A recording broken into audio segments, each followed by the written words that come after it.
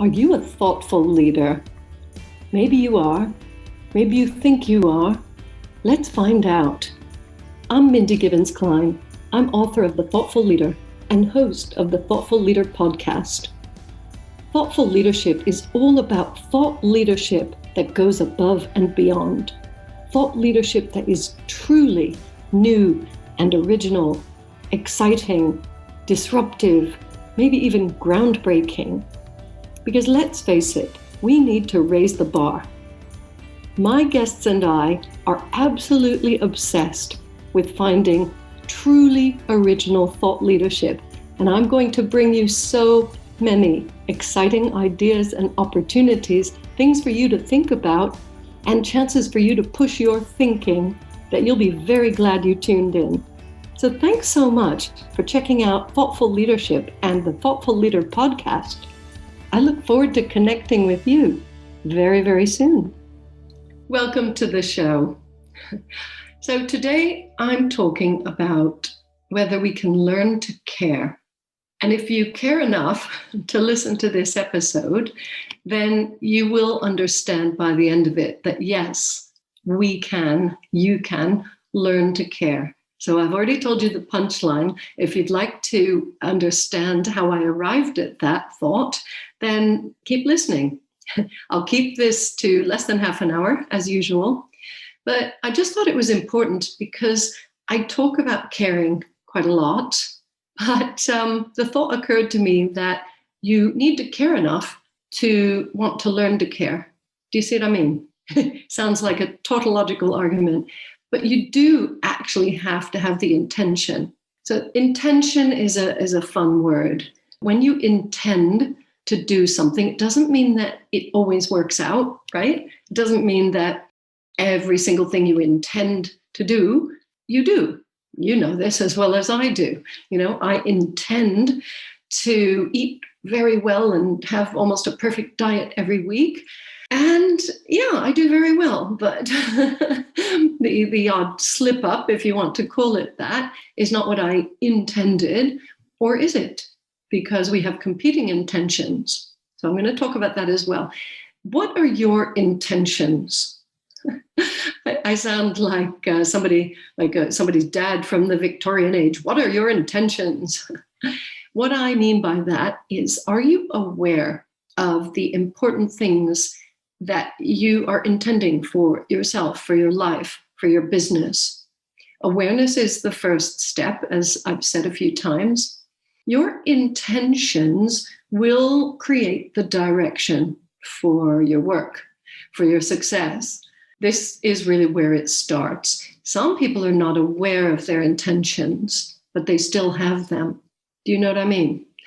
Your life and your business, whatever. When I say life, I mean your business, your work, your relationships. I'll just say life from now on. Your life is going in a certain direction.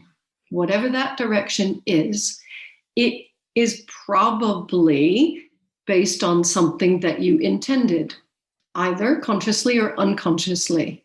Now, the thoughtful leader becomes aware of their intentions and states them, lists them. I don't know if you write things down. I don't know if you do a goals list, a New Year's resolutions list, or just a to-do list every day, but those are intentions.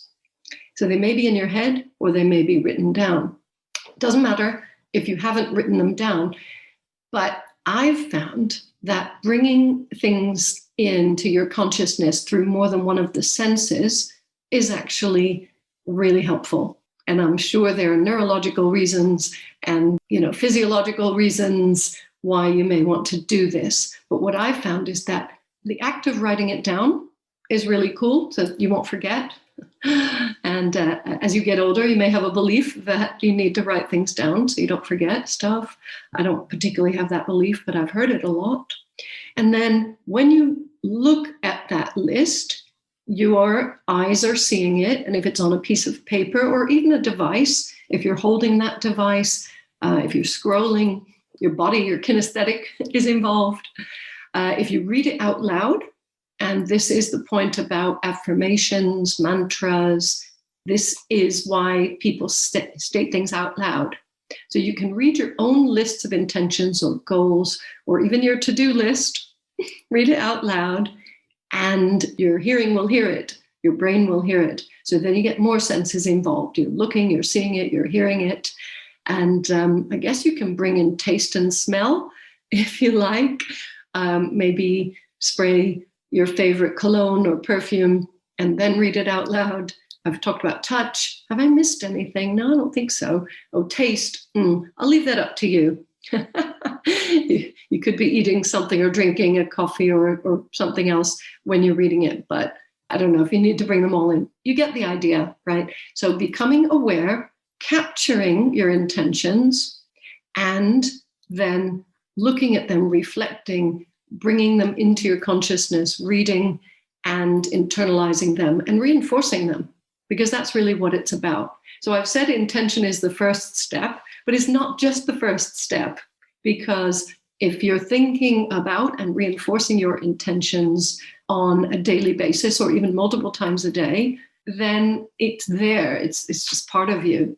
I think I do this naturally. I was very lucky, as I may have said before, to have been trained by somebody in goal setting when I was in my 20s. And I know how to set goals. I use a lot of these techniques when I'm setting goals, and I do look at goals lists and speak things out loud and do all these things. So I'm not going to ask you to do things that I don't do myself. I think you know that about me by now, I hope. All right. So the intention, anyway, it's the first step and further steps, but let's just say that's the first thing.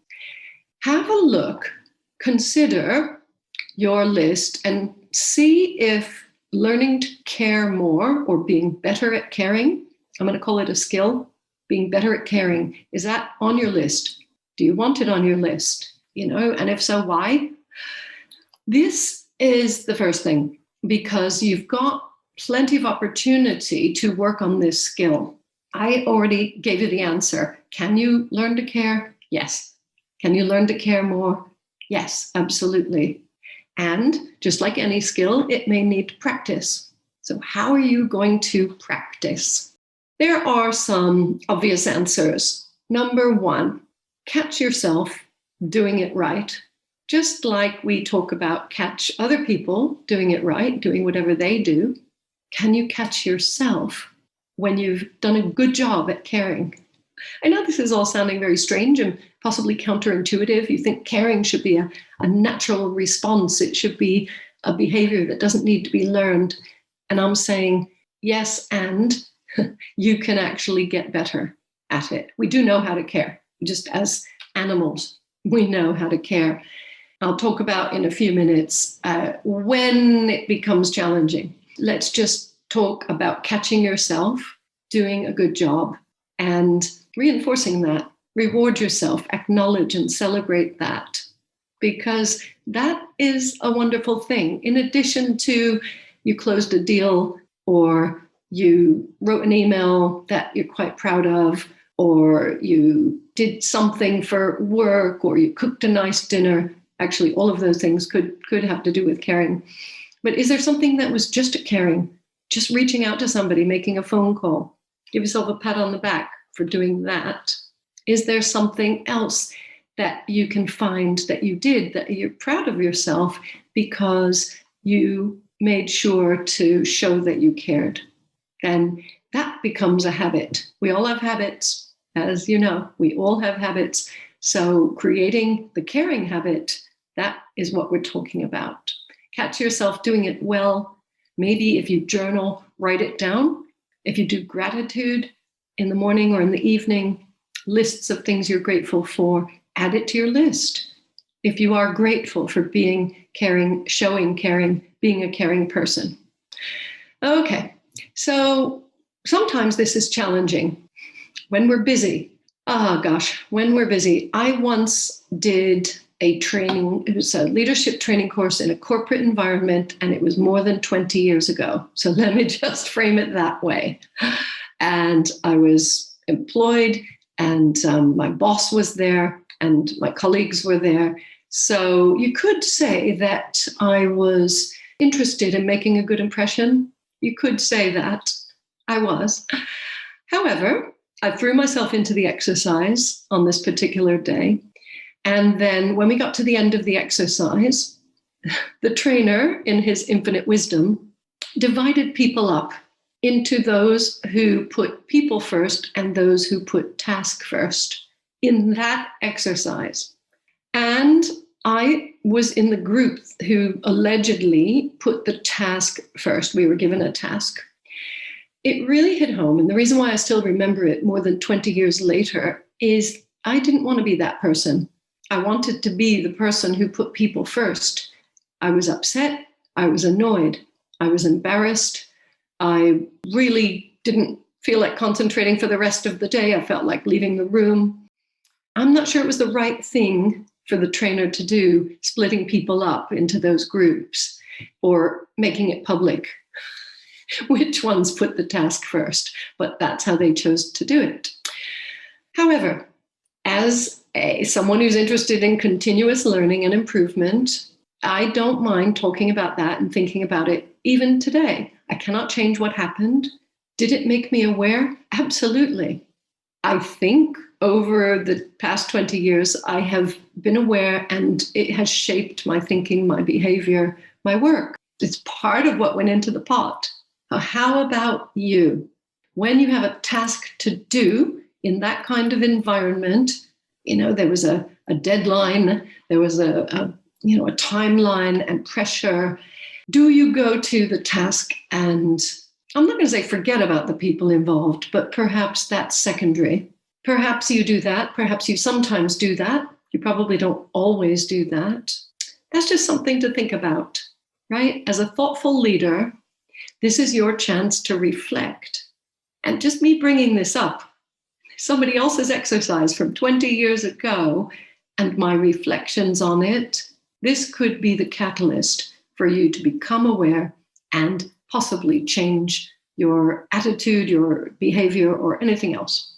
I don't know, but I thought it was worth sharing because I think the risk was people who were put into that task first group, the risk was they could possibly have developed an identity or taken on board the lie that they don't care about people. That would have been a lie. That would have been untrue. It's just for that exercise, that's where we were. Some people chose to focus on the task and get it done at all costs. We do this. I believe as human beings, we all do this at times, and we all put people first at times. So we're not all good, all bad. That's not what we're saying. And even our behavior isn't always good or always bad. In fact, is there any such thing as good and bad? Let me leave that tangent to one side.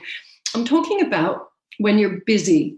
I've really been trying for the past few months not to use the word busy and not to respond to people when they say, how are you, how are things, with the word busy.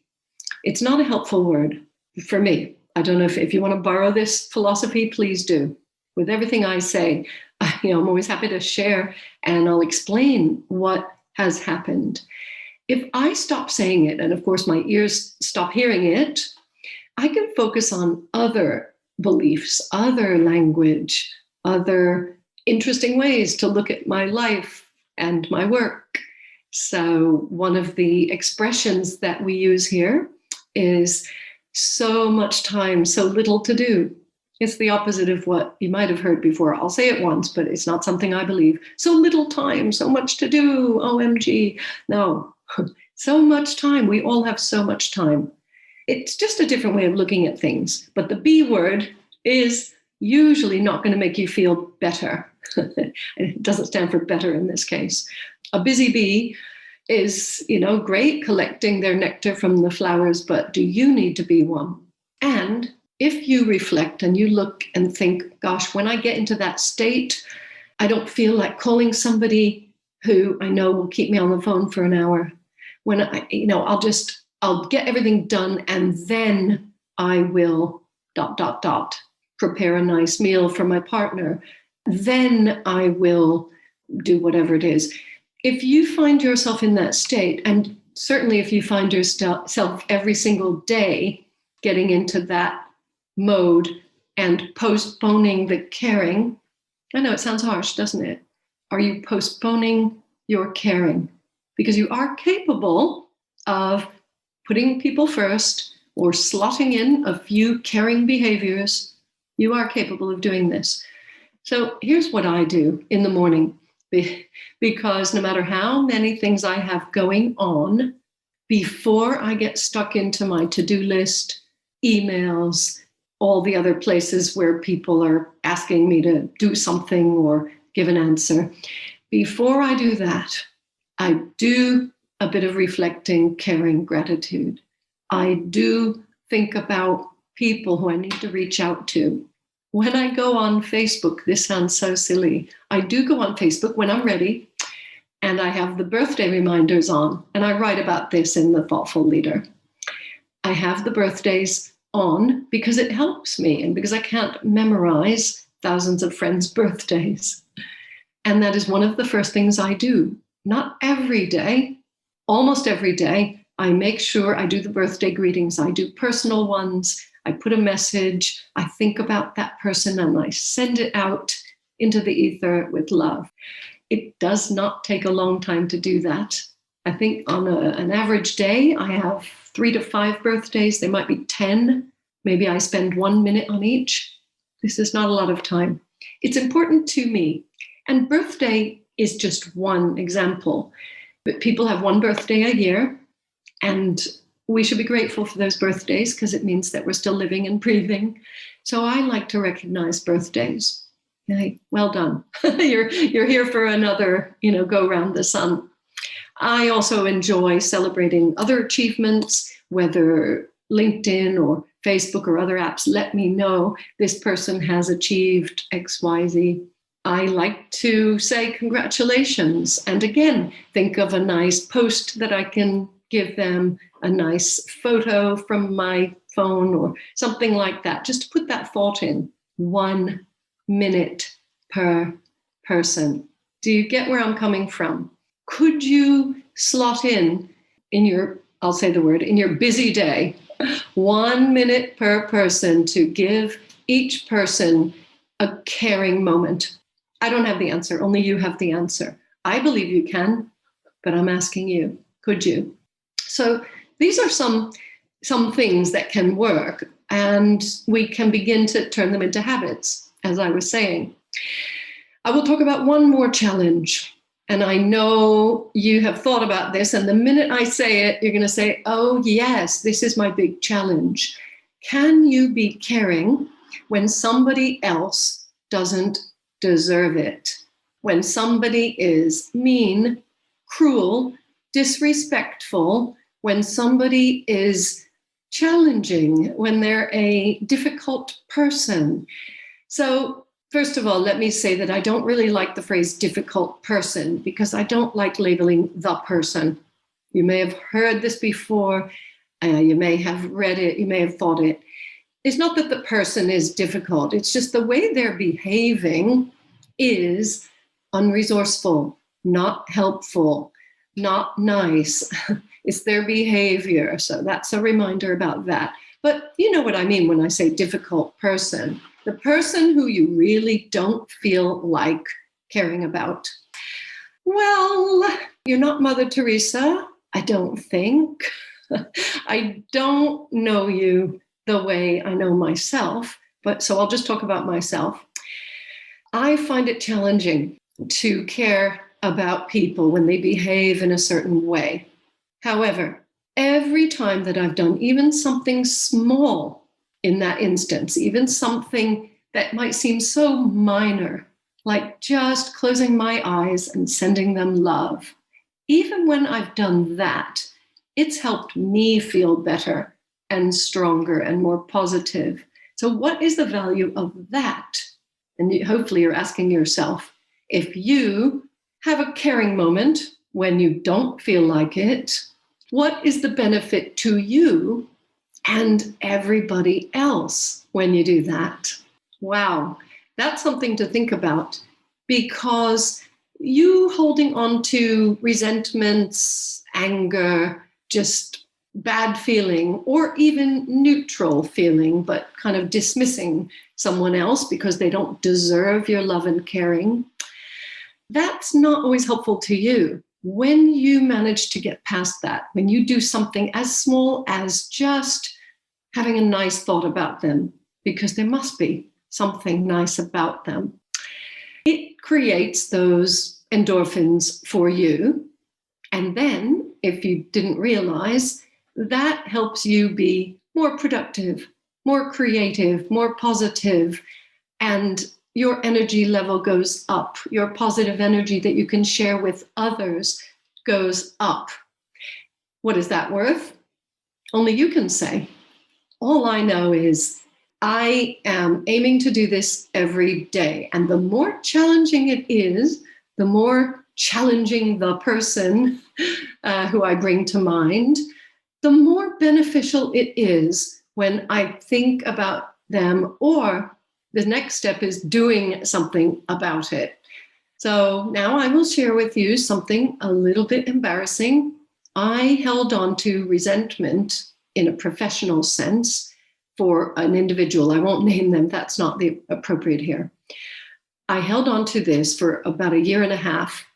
And I just, every time I thought about them, I got angry. I could feel it in my body. I really didn't want to care about them. I didn't have that intention. However, I was preparing this content for you guys. For you have to learn from me and my mistakes in this case. So I held on to it, and it really didn't help me to hold on to all of that. And I could unfollow and I could block and I could do whatever, but they're still there. And they still came into my mind even when I unfollowed and blocked them. I finally had a chat with that person, and I just really aimed to chat in this tone of voice. And I shared, and I didn't blame anybody, them, myself. I just kind of laid it out on the table. And I used the language that we're meant to use in these situations. Well, I felt like this, and this is what I've been doing. So no judgment. It's just, this is what happened, and this is how I chose to act on my feelings. And it just, the relief was really great. Nothing really significant has changed, but boy, am I glad I had that chat. It just came up. I didn't reach out. I bumped into them, and I said what I said. I feel better. Everything has shifted. I don't even think there was time for any kind of apology, not that one was needed. And I think they did, yes, I'm sure they acknowledged what I said in a respectful way, and that mutual respect is back. Holding back your respect and caring is never a good idea. So that's something to think about. I have some more interesting episodes coming up over the next few weeks where maybe your thinking is going to be challenged. Perhaps you're going to be asked to think about things in a different way. And that's up to you. Just asking you to think about it, not make any rash decisions. But if it's helped me, I'm sharing it with you. And if it helps you, then I'm even happier than I am right now. Have a wonderful, wonderful, caring day ahead. I hope you've enjoyed this episode of The Thoughtful Leader, and I hope it's inspired you to be more thoughtful as a leader in your business. Please consider subscribing and leaving a review. An important question for you. Do you want to create a culture of thought leadership in your organization? My best-selling book, The Thoughtful Leader, is available now on Amazon and many other sites in paperback, ebook, and audiobook formats. Please visit www.mindygk.com for more great content. That's www.mindygk.com. Speak to you again soon.